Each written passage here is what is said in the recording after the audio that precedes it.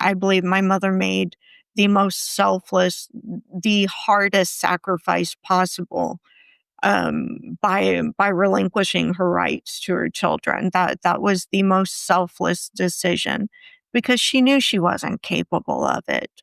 She just knew. And one of the highlights of my life was after a decade of not seeing her, when we met back up. I drove to El Paso. I visited her after 10 years of no contact. I saw that she was in a government apartment. It had furniture, and in the center of her dining room table was a 7-day pill organizer. And she was on medication, and she was thriving, and she was doing well. And that gave me such relief and just gratitude, because she finally had a social worker who got her the help that she needed. And we were, fourth summer after fourth grade, we were homeless. We lived in the Salvation Army in downtown Houston. And I just wonder what my life could have looked like if a social worker had intervened and gotten my mother the help that she got a decade later. That's Adriene Caldwell, a former foster youth and author of the upcoming memoir, Unbroken, Life Outside the Lines. This is the Silver Linings Handbook podcast. I'm Jason Blair.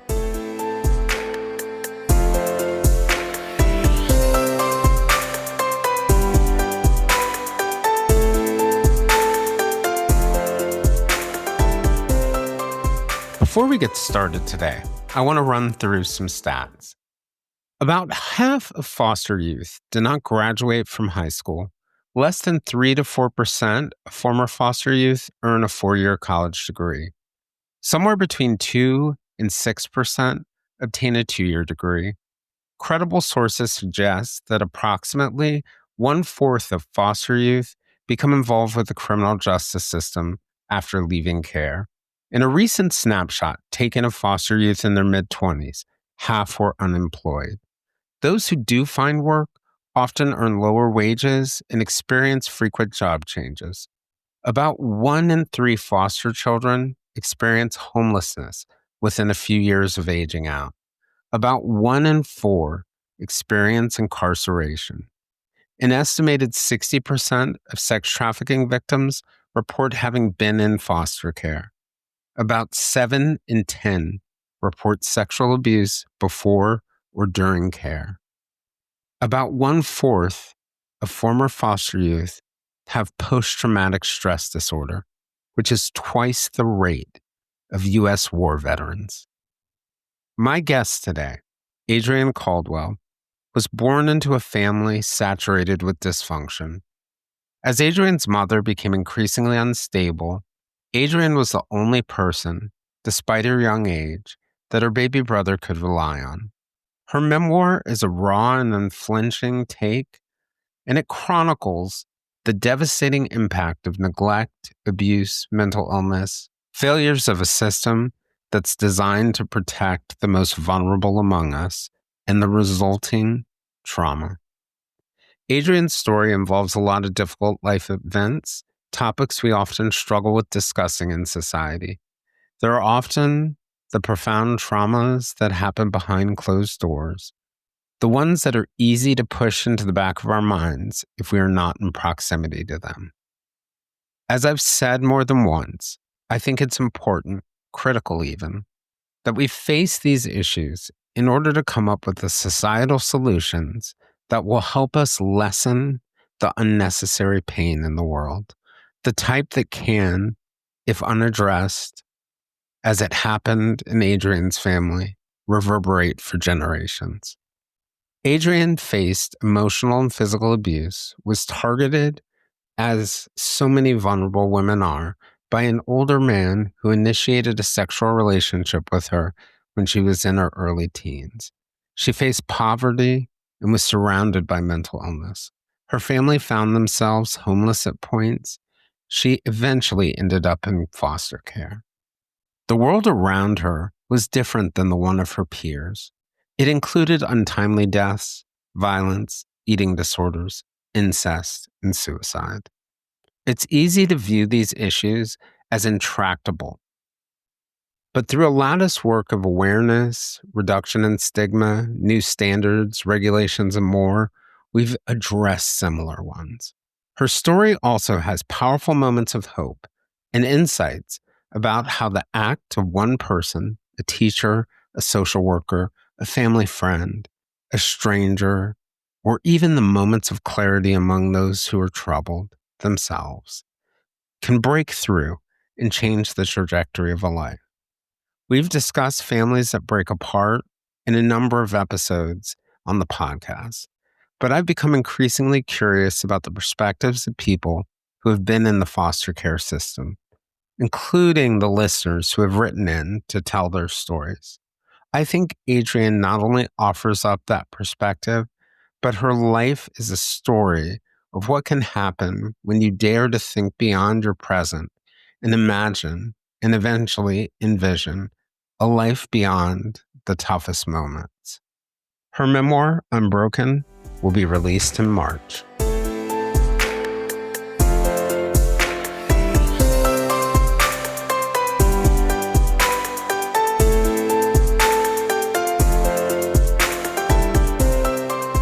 So, Adrienne, I just wanted to thank you for taking the time to have this conversation with you. And I wanted to start off to just sort of tell you what kind of caught my attention about you. And I'm also excited that you're writing your book, Unbroken, Life Outside the Lines, and it's coming out in March.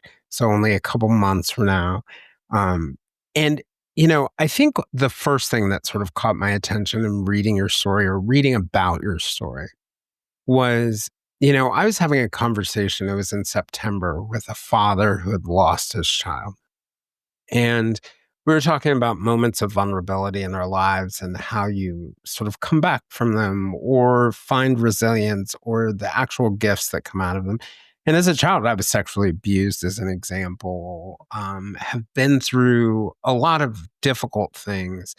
And one of the things that I've come to believe is, for me personally, it's made me stronger and it's also made me more loving. But I also know the flip side of it, that for a lot of people going through one traumatic experience like sexual abuse or losing your child is almost insurmountable for them to get past. So I have a recognition of that. And so I have a lot of respect, I guess, for whatever path people take when they go through something traumatic. But when I saw all the list of things that you went through in your life, and I saw the level of resilience and your willingness to be vulnerable and share your story, it really stuck out to me and made me feel like there was something that we could all learn from your experience that may be valuable for all of us who are struggling with things. So that's really where I was coming from and thinking about the conversation. Excellent. Excellent. Thank you for having me.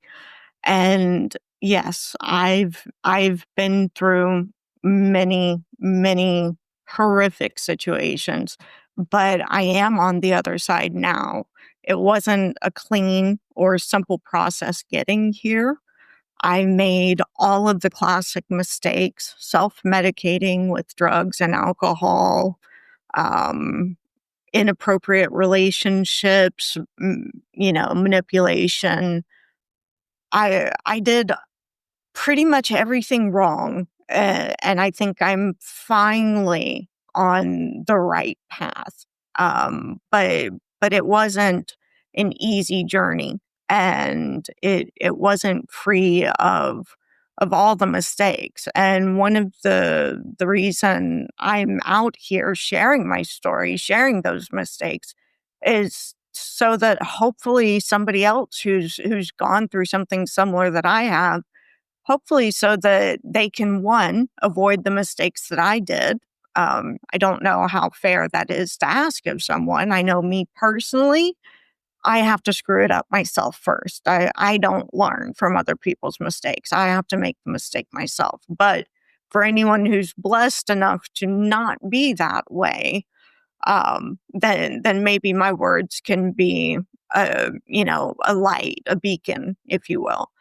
And the other reason I'm out here sharing my story is because I want people to read my book, Unbroken, and to come away from it saying, okay, if she can go through all of that and come out the other side, then I can too. I can make it through what I'm going through.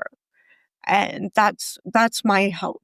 Yeah. And I find that very relatable. I like to say I'm a hands-on learner. I like to learn all the mistakes I've read about by doing it myself. But one of the things that I think is really beautiful about other people telling their stories, that even for somebody like me who's probably going to make the mistake myself, Right. is that it plants a seed. It's a seed that I can go back to after I've realized it's a mistake, and I can go reread that thing, or I can go relearn from it. So I think it's beneficial to people who can avoid the mistakes, and then people who drive right by it and make it. You've put it out there. You've almost planted a seed, right? That can grow for some of us. And I find there's so much truth to what you're saying about, um, you see this a lot in mental health, and you know, y- people might be surprised at the number of psychiatrists and psychologists that will say, like, if and a psychiatrist I worked with once said this, if he had a choice between getting someone therapy or getting them peer support, he'd pick peer support, because there's nothing quite like seeing somebody in this moment where you feel sui generis, you feel as if you are terminally unique,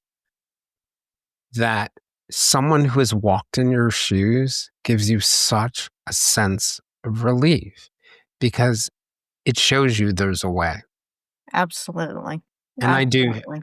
And, I hear that over and over again for people. And I certainly don't feel like anyone should feel an obligation to share all of their story or any part of their story. But I do think it's a gift to the rest of us when people are able to. And I'm certainly hoping that's how my book will be received, in the spirit in which it's intended. Yeah. Which brings me to the natural question, which is why did you decide to share your story? So uh, that's a two-part answer. So first, a little bit of background. I was a ward of the state of Texas. I was in foster care until I was 18. And at around age 20, they asked me if I wanted a copy of my case file. They were going through and, shredding documents or whatever they did back in 1989 or 92 or whenever. No, I'm sorry, 97, 98. And I said, yes, I'd like a copy of everything. I'd like my case file. And I received this giant box with these two huge stacks of paper. And I started to go through it, and I couldn't. It was so overwhelming for me. At Arizona State University, we're bringing world-class education from our globally acclaimed faculty to you. Earn your degree from the nation's most innovative university. Online. That's a degree better. Learn more at asuonline.asu.edu. That I put the lid back on and I shoved the box in the back of a closet. And then every few years, I would try to come back to the box and go through it. And I was not emotionally ready to face it. I couldn't do it. And I finally, at the age of 40, I started going through that box of papers, and I got very angry. I got so angry over the abuse I endured when I was in foster care. And I started reaching out to lawyers, to the state, to the county, sharing my story and wanting some sort of consequence or retribution for what happened to me. And to put context, my schizophrenic, physically abusive mother, I've never had a nightmare about her. The foster parent that I lived with for 3 years, I still have nightmares and I wake up crying. Mm. So this box of documents, I started going through it and I kept getting told that the statute of limitations had expired. There was nothing I could do. So that's the first part of my answer. The second part is I went to 13 schools by the time I graduated high school. I got great at meeting new people and, being social and getting them talking. I always kept the conversation on them, never on me. But on the rare occasions when I would actually share any part of my story, I would get the same feedback over and over again. You should write a book. You should write a book. So, between feeling helpless about the abuse that I endured while in foster care, and with the encouragement of people from the time I was 16 saying, you should write a book, I decided that it was time for me to share my story. And it's taken me 5 years to write it because it has been so incredibly difficult because I've had to revisit each trauma and it's, my trigger warning list is 11 topics. So it's pretty extensive. Yeah, there's a lot there. There's a lot there. You used an interesting word. You used the word retribution, which is one that people don't use often. And for much of my life, I turned away from that word. I didn't like it. But I often think of it in the core purposes of sentencing, like in the legal context. We sentence people for deterrence, right? It specifically deters the person from reoffending. We sentence them to protect the public, right? We want to incapacitate them so they can't do harm anymore. We want to give them an opportunity. The hardest part is rehabilitation. But retribution, I had a hard time understanding.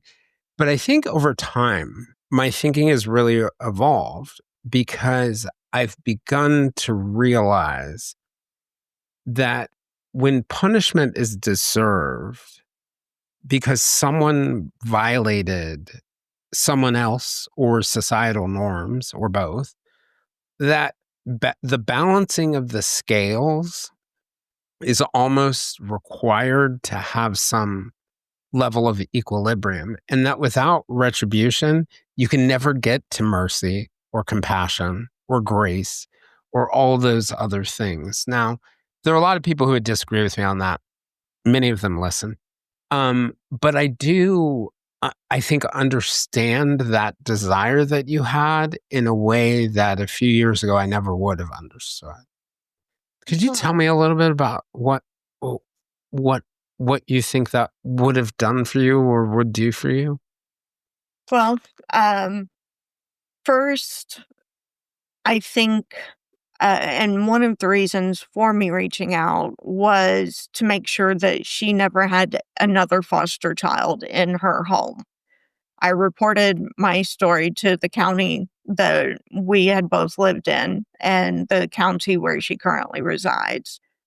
But I I felt so violated and just the damage that she did. I still live with her abuse.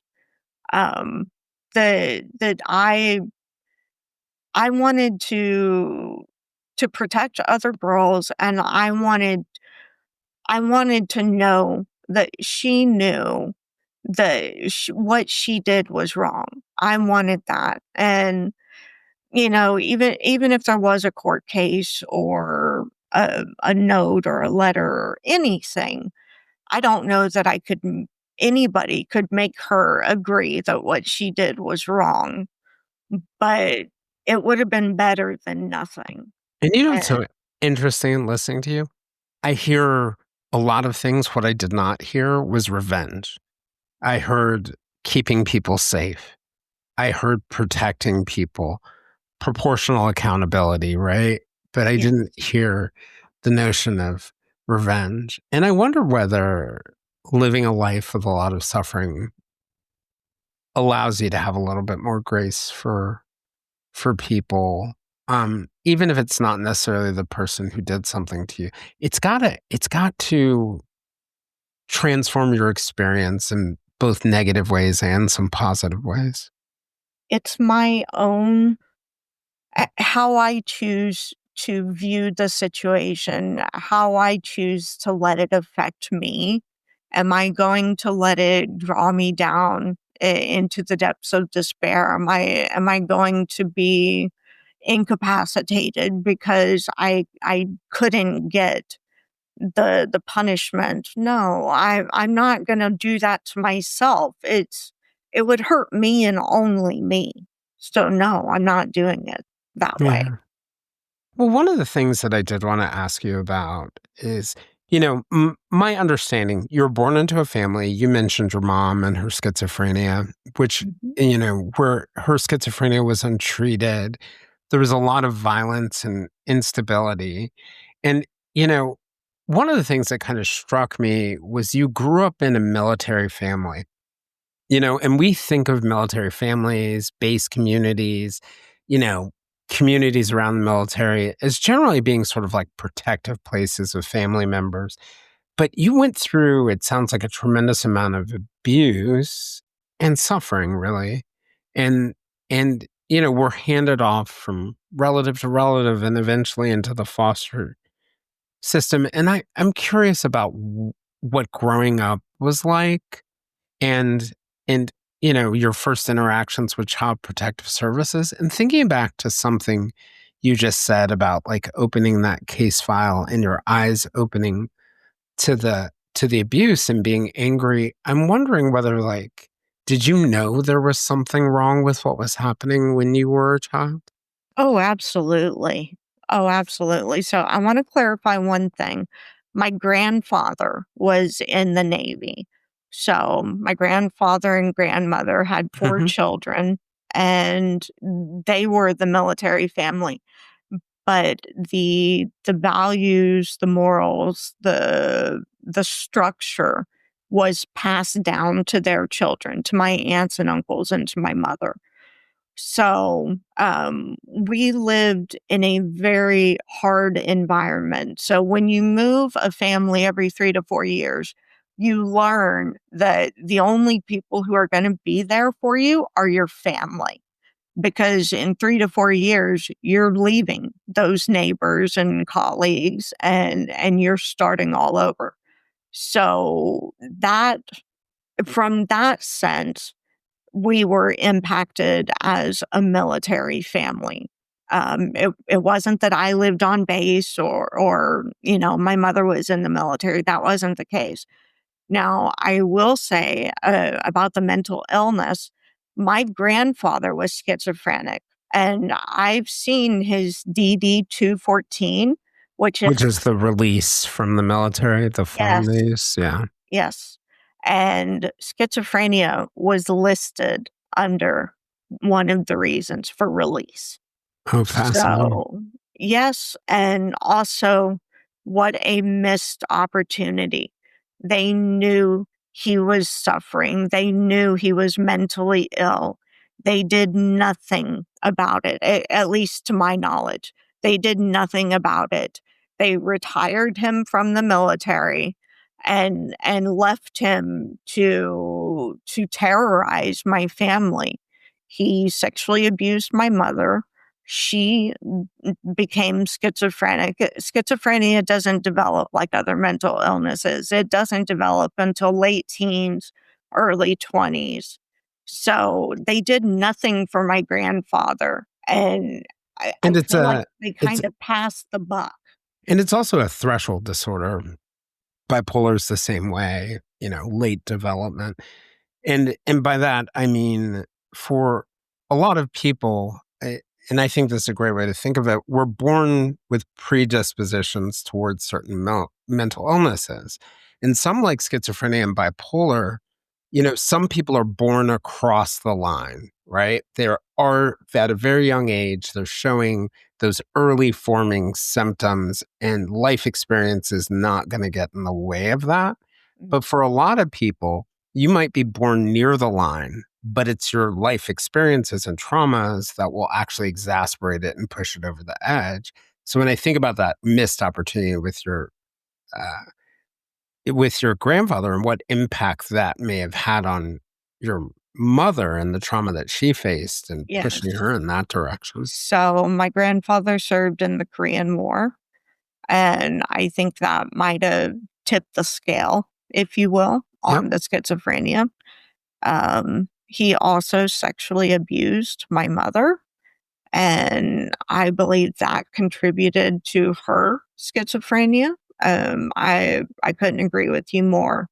The circumstance, environment can contribute to the development of certain mental illnesses. Yeah, and it's just and it's one of the things that we don't think about with untreated mental illness. I mean, I guess some people do think about it, but I I think a lot about the impact of untreated mental illness on the person who is suffering and their spouse or their immediate relatives. I think a lot about the impact on the children. And I think of just one person with untreated mental illness, they might touch their neighbors, they might touch their kids, or impact, I guess is what I'm getting at. And and but their kids in generations, you get intergenerational trauma by not Absolutely. treating it. A very difficult decision for me, because I'm diagnosed with bipolar disorder, was whether or not to have children. In part because, particularly when I was younger and my moods were less stable and the meds, sometimes they worked and sometimes they didn't. I said, like, I'm not going to traumatize some children and traumatize generation after generation. There was a different plan apparently for me in my life, because I ended up in a relationship with somebody who had a bunch of young kids. So I got my own kids, and what ended up happening actually was beautiful timing, because my meds were really stabilizing at that time, and I found out, wow, I'm actually good at this. But I think that being very conscious of that and the impact, the only reason I was ever able to get to the point that I was very conscious of that was because I was treated. Right. And I don't think I would have even realized or thought of it if I hadn't been. Right. And so, My family, my grandmother and grandfather's children, there were 4 of them, they don't believe in mental illness. I'm just flabbergasted by it. I don't understand it. Their grandfather was schizophrenic. My mother was schizophrenic. I have a cousin who's schizophrenic, and I have a 20-year-old daughter. And you better believe that I'm watching for signs of any sort of psychotic episodes or psychoses or anything out of the ordinary. And she experienced extreme trauma in her life. Her father passed when she was 10 years old. So, sorry. Thank you. You're welcome. It's something that I'm watching very, very closely. Obviously I haven't told her, hey, I'm monitoring you to see if you become schizophrenic. I did want to mention that I was diagnosed as bipolar for 20 years. And then my psychiatrist in 2008, she told me, she said, Adrienne, you're not bipolar. You have severe PTSD. Yes. It can look very much like it. Same thing with ADHD, obviously, but it can look very much like it. And that's why it's important. It can One of the reasons why I think it's great to stay in therapy, it can clarify and get more of the nuance, and you can get a lot more clarity. I wanted to ask you about something you said. You said your family didn't believe in mental illness. Mhm. I'm sure they believe that distress is a real thing, but is it that they don't believe that it's a illness, or they think it's a moral struggle or a spiritual struggle or character traits or something along those lines? I'm always curious when people say they don't believe in mental illness.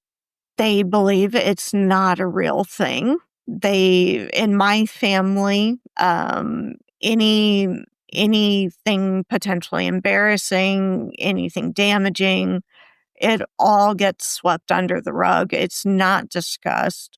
Very stoic, very tight-lipped, very much, keep your mouth shut, put one foot in front of the other, do your job, do what you're supposed to, and get on with life. And there's no room for anything other than that.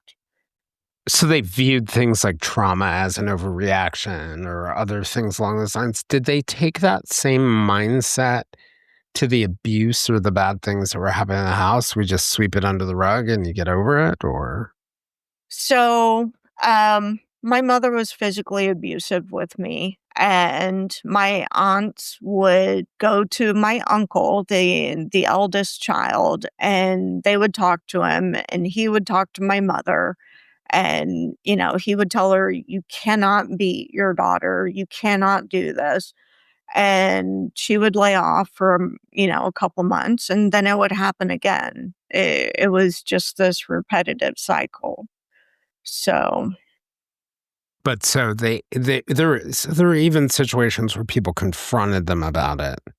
Um, did you ever get an idea of what they would say, like whether there was any shame connected to it, or oh, recognition that it was wrong?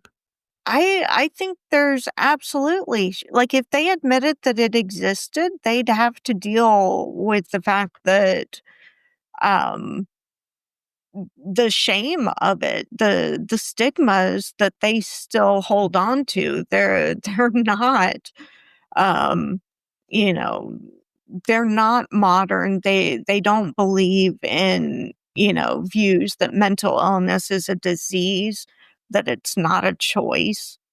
Um, they want a person to they want the family members to just straighten up, quit acting weird, and, quit being embarrassing.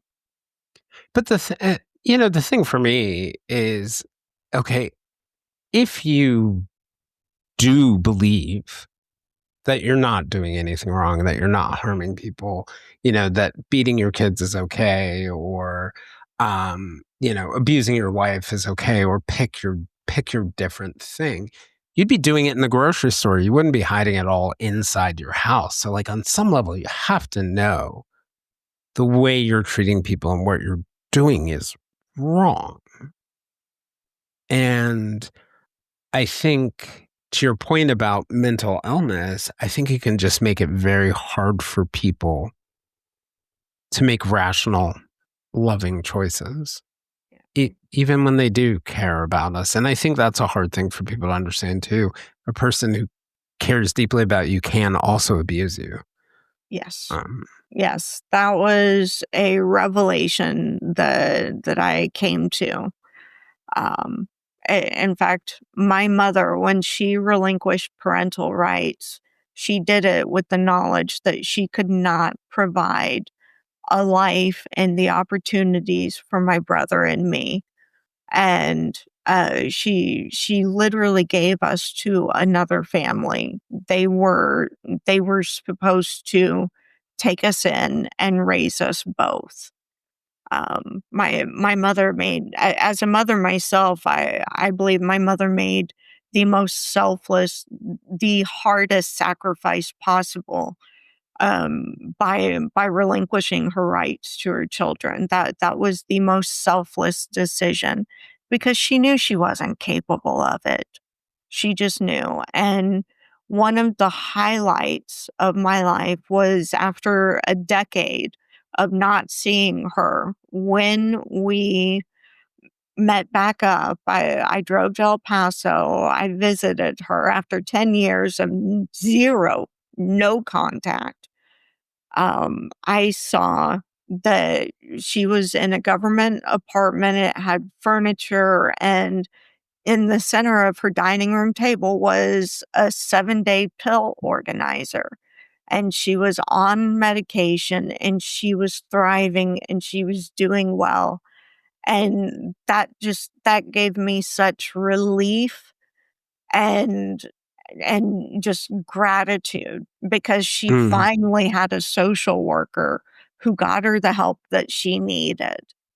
And we were, fourth summer after fourth grade, we were homeless. We lived in the Salvation Army in downtown Houston. And I just wonder what my life could have looked like if a social worker had intervened and gotten my mother the help that she got a decade later. Yeah. Yeah. And it's in a way it makes it, and I understand your gratitude and being grateful for that. I mean, the first thing to say is I think sometimes we look at stories like yours, we want to make good guys and bad guys. And sometimes people are pretty bad. And there's not much good. Myself included. Yeah. I'm not always the Yeah. protagonist in my own story.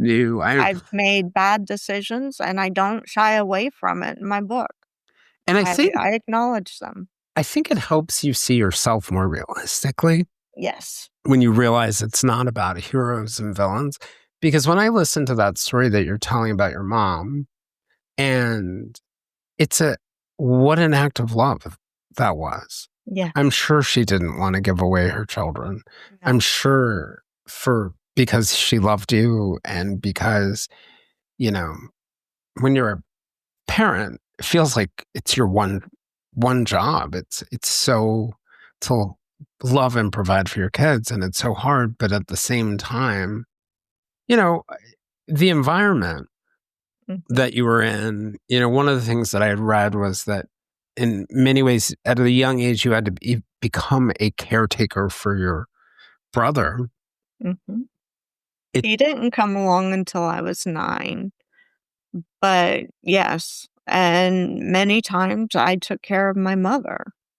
And myself, I say that my childhood ended when I was 7 years old. My grandmother, who had been a shield, she would intervene between my mother and me when my mother was having episodes. My grandmother would stand in the middle and say, "No, you're not going to do this to the girl."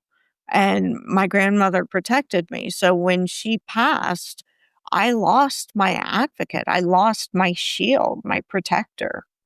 Mm.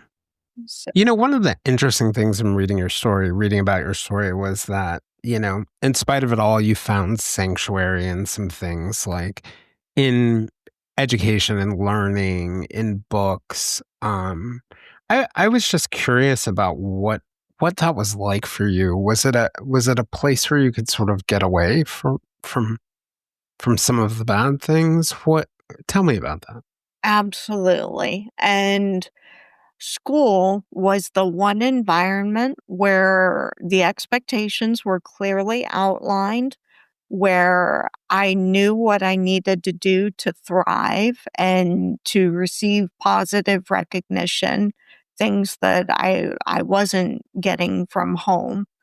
And so it became almost my alternate reality reading. I would go through, one year it was the Bluebonnet book list. That's a Texas Bluebonnet book list. And I would check out a book, and the next morning I'd hand it in because I had read it overnight, and I would just do the same until I had gone through the entire list. It was my escape. Mm. And my mother, she told me something one time that really stuck with me. So we were abjectly poor. We were living in government housing. So food stamps do not cover paper goods. So we were using washcloths to wipe when we used the restroom. We were using the same dish soap for dishes, for our laundry, which we did in the bathtub, for shampoo. Um, we were severely malnourished. We lived in what is now called a food desert. Of course, that word didn't exist back when we were living it. And And that's an area where there are very few grocery stores or very few ways to get reasonable food at reasonable prices that's going to be healthy. correct. Exactly. She looked at me one day. I was in my bedroom and she just looked at me and just flat out, just calm voice. She said, Adrienne, the way out of this life is A's. Getting A's in school will get you out of this life. It will change your life. My mother told me that. Wise. And she was absolutely right. And she encouraged me to do well. She rewarded me to do well. So that's something that, she wasn't always coherent. There were, I could go on and on about what it was like when she was having an episode and all of that. But uh, to me, that was profound for her to tell me that. I was in the 5th grade when she did. And that just solidified my determination to do well and to exceed in the academic arena. It's amazing what sticks with people. One of the things that my mom was a teacher. And My daughter's studying to be a teacher. excellent. I'm a fan of anyone who wants to go in the profession, so she can add me to the list of people who do anything for it that she needs. My mom, she was a teacher before she passed away, and one of the really amazing things that I think I learned growing up, I grew up in a very loving, safe, compassionate environment where I was afforded autonomy and agency and all the things that you can imagine. So it took me a long time to realize that other people did not live in those conditions. And by the time I was in high school, my mom was also teaching at another high school, the neighboring high school. Mm. And my dad and her would tutor, like on the weekends at a tutoring group. And there would be some students, where things were not as good at home. Not necessarily domestic violence, but they didn't have money or their parents hadn't been educated. And sometimes where there was domestic violence. And I remember my mom telling me one time that as a teacher, you have to realize that for some of your students, and you'll know with some of them and you won't know, you are the one safe place they have. Yes, absolutely. That was absolutely true for me. And I have a psychiatric evaluation I included at the end of my book. It's also, along with my CPS case files, I've made everything public on my website, unbrokencaldwell.com. And absolutely. Absolutely.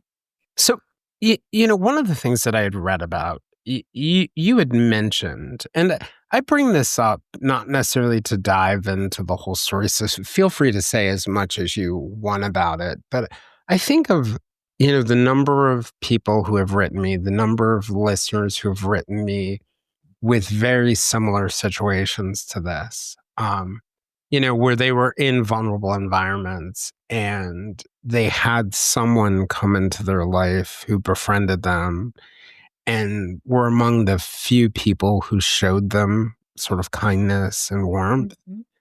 And that, sometimes those are real people like my mom, right?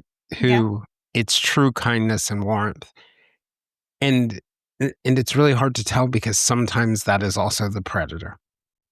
And I know in your case, you had an experience like that. And, part of the reason why I bring it up is I have, and I'm thinking of some particular listeners of mine who have written me, a lot of people who feel shame or guilt about being abused or responsibility for being abused when they're young, where when I listen to their story, I think to myself, you're not the one who put the target on your head. People who want to take advantage of people look for vulnerabilities. Right. And, anything you want to share about that, I would appreciate. Sure. So the reason I try to take on responsibility for something that cognitively I know was not my fault, is because the alternative puts me as the victim. It takes away my voice. It takes away my autonomy, my decision making.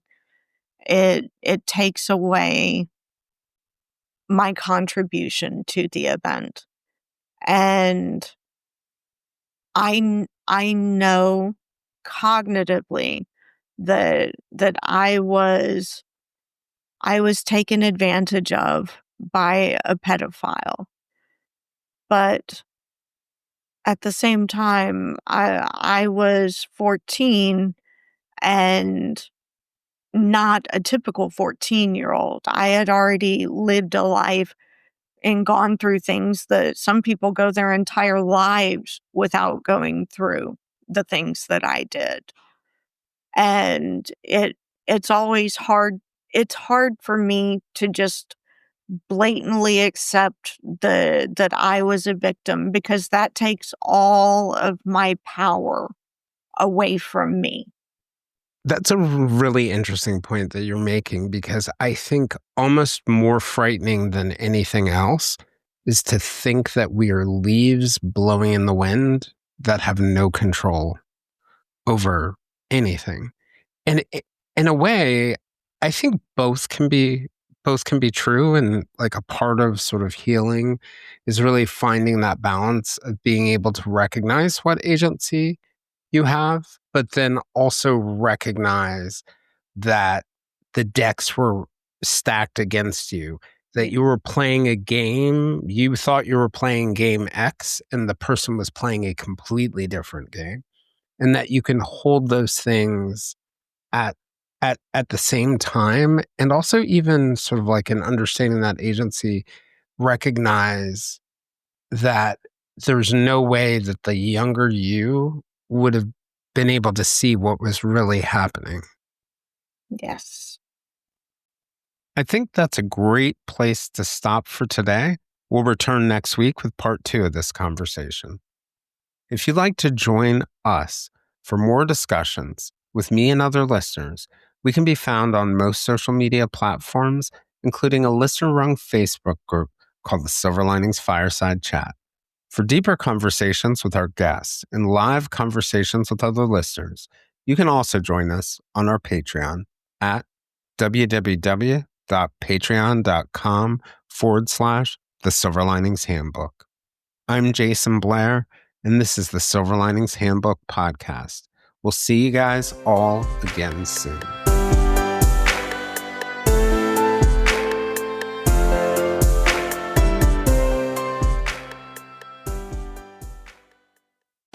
I earned my degree online at Arizona State University.